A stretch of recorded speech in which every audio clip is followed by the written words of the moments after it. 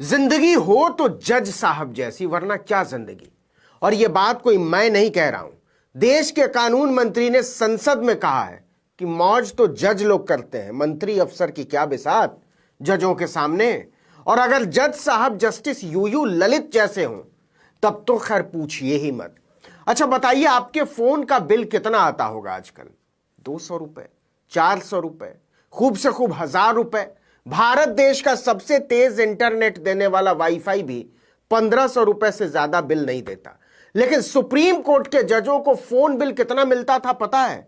अंदाजा लगाइए, गश खाकर गिर जाएंगे। पूरे 70,000 रुपए। जी हां, 70,000 रुपए फोन बिल का।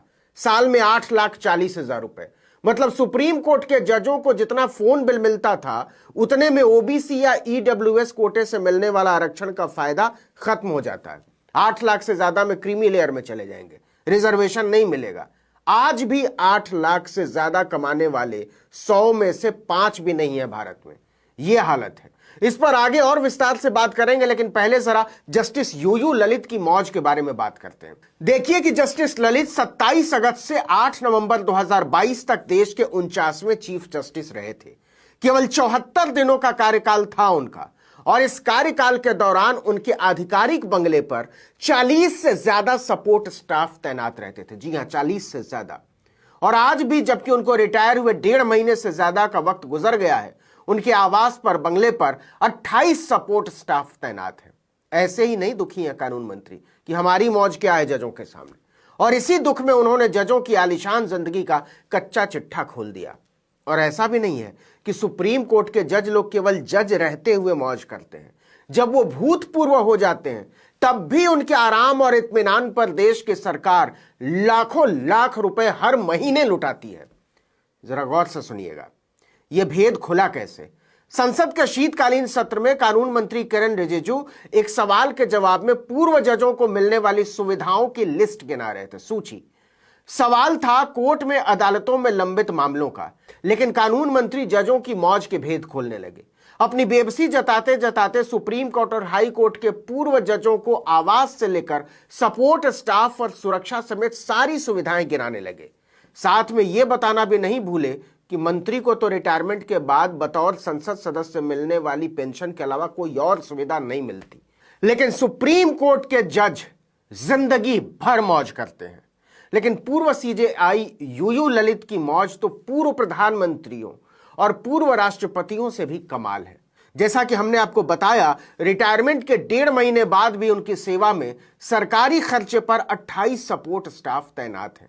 देखिए कि जब वो सुप्रीम कोर्ट के चीफ जस्टिस बने थे तो उनके आधिकारिक आवास यानी बंगले 19 अकबर रोड, नई दिल्ली पर 40 से ज्यादा सपोर्ट स्टाफ मिले हुए थे। राष्ट्रपति भवन और प्रधानमंत्री कार्यालय के अलावा संवैधानिक पद पर काबिज किसी भी दूसरे आदमी को इतना बड़ा सपोर्ट स्टाफ नहीं मिला। यहां तक कि पुराने चीफ जस्टिस को भी इतनी मौज नहीं मिली थी। इसके पहले के चीफ जस्टिस के बंगले पर औसतन 12 से 15 सपोर्ट स्टाफ रहते थे, और रिटायरमेंट के बाद वो इनमें से 2 या 3 को ही रखते थे। अगर रिटायर्ड सीजेआई दिल्ली में रहते हैं तो उन्हें सुप्रीम कोर्ट की तरफ से सपोर्ट स्टाफ मुहैया कराए जाते हैं, और अगर वो अपने गृह राज्य में रहने का फैसला करते हैं तो वहां के हाई कोर्ट की तरफ से ये सारी सुविधाएं वहां मुहैया कराई जाती हैं उसके खर्चे पर। लेकिन किसी भी चीफ जस्टिस को आज तक खानसामों, मालियों, बैरों, दरबानों, क्लर्कों, टाइपिस्ट, स्टेनो का सपोर्ट स्टाफ का इतना बड़ा लाव लश्कर नहीं मिला जितना जस्टिस ललित को मिला। और न केवल रहते हुए मिला बल्कि पूर्व हो जाने के बाद भी उनके पास अभूतपूर्व स्टाफ बरकरार है। रिटायरमेंट के बाद उन्होंने अपने कुछ सपोर्ट स्टाफ तो रिलीज कर दिए, लेकिन 1.5 महीने से ज्यादा वक्त गुजर जाने के बाद भी उनके 19 अकबर रोड आवास पर 28 सपोर्ट स्टाफ तैनात है बदस्तूर। इनमें से कुछ बीवीज इंडिया के कर्मचारी हैं जिन्हें सुप्रीम कोर्ट ने साफ सफाई और रख रखाव के काम के लिए आउटसोर्स कर रखा है। देखिए कि अगस्त 2022 में केंद्र सरकार ने सुप्रीम कोर्ट जजेस रूल्स 1959 में बदलाव करके पूर्व जजों को मिलने वाली सुविधाओं में बदलाव किया था। कुछ सुविधाएं खत्म कर दी गई थी तो कुछ बढ़ा दी गई थी। जरा सुनते जाइएगा ध्यान से। नए नियमों के तहत सीजेआई को रिटायरमेंट के बाद 6 महीने तक टाइप 7 बंगला मिलेगा दिल्ली में, जिसका कोई रेंट नहीं लगेगा। इसी नियम के तहत जस्टिस ललित को शाहजहां रोड पर बंगले की पेशकश की गई थी। लेकिन उन्होंने उस पेशकश को ठुकरा दिया क्योंकि बंगला उन्हें पसंद नहीं आया। इसके बाद सुप्रीम कोर्ट ने जस्टिस ललित को अपने पूल बंगलों में से एक 17 सफदरजंग रोड को ऑफर किया। उसको उन्होंने स्वीकार कर लिया कि ठीक है। इस बंगले में जस्टिस एल नागेश्वर राव रहा करते थे। यूयू ललित के लिए इस बंगले को नए सिरे से चमकाया जा रहा है। माना जा रहा है कि इसमें कम से कम 1 महीने का समय और लगेगा। गौर कीजिए, यह सारी बंदोबस्ती केवल 6 महीने के लिए की जा रही है। 6 ही महीना उनको ज्यादा मिलेगा बंगला। इसमें से 1.5 महीना गुजर गया है, 1 महीना और लगेगा मरम्मत में। मतलब यूयू ललित केवल 3.5 महीने अपने नए बंगले में रहेंगे। अब आगे सुनिए। यह तो बता दिया कि ललित साहब की सेवा में अभी भी सरकार ने 28 सेवादारों को बहाल रखा है। टाइम्स ऑफ इंडिया की एक रिपोर्ट में कहा गया है कि जस्टिस ललित के ऑफिस ने इन मौजूदा 28 सपोर्ट स्टाफ में से 12 को आगे भी बरकरार रखने का अनुरोध किया है।